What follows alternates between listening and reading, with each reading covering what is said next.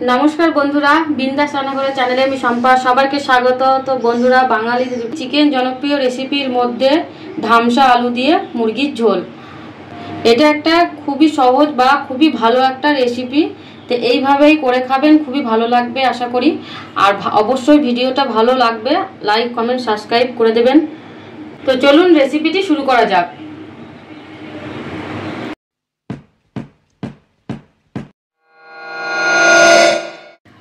কড়াই গরম হয়ে গেছে, কড়াইতে আমি এখন তেল দিয়ে দিচ্ছি।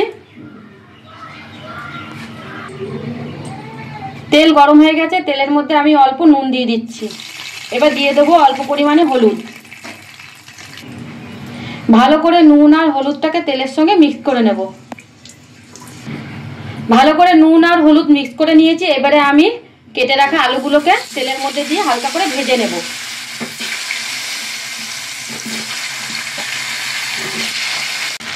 আলুগুলো ভালো করে ভাজা হয়ে গেছে, এখন আমি আলুগুলোকে তুলে নেব।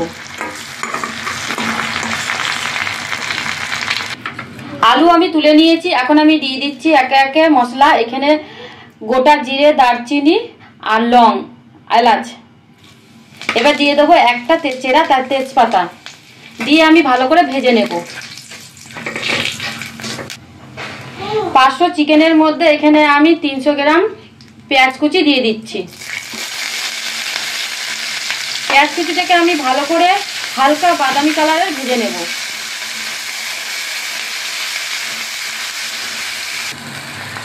পেঁয়াজ হালকা বাদামি কালারে ভাজা হয়ে গেছে। আর আমি পেঁয়াজটা কিন্তু খুব ভালো করে ভাজলাম না, বেশি ভাজলে পরে কিন্তু পেঁয়াজটা তেতো তেতো হয়ে যাবে আর চিকেনটা পুরো তিতো হয়ে যাবে। এবারে আমি একে একে মশলাগুলোকে দিয়ে দেবো।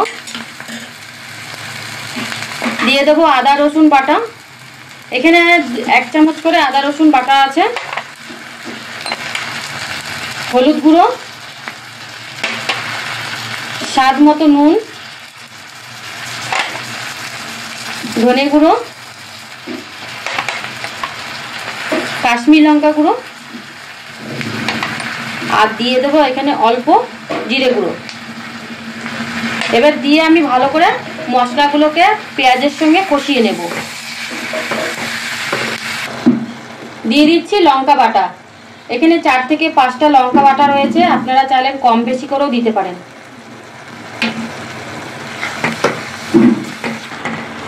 তো বন্ধুরা মশলা দিয়ে তেল ছেড়ে গেছে,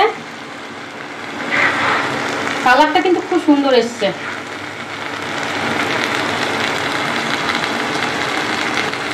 এবারে আমি চিকেনগুলোকে দিয়ে দেবো।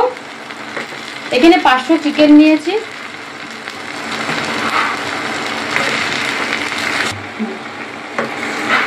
চিকেনের পিসগুলো কিন্তু আমি একটু বড় বড় করে রেখেছি, আর আপনারা চাইলে ছোট বড় করেও করতে পারেন। চিকেনটাকে খুব ভালো করে মশলার সঙ্গে আমি কষিয়ে নেব।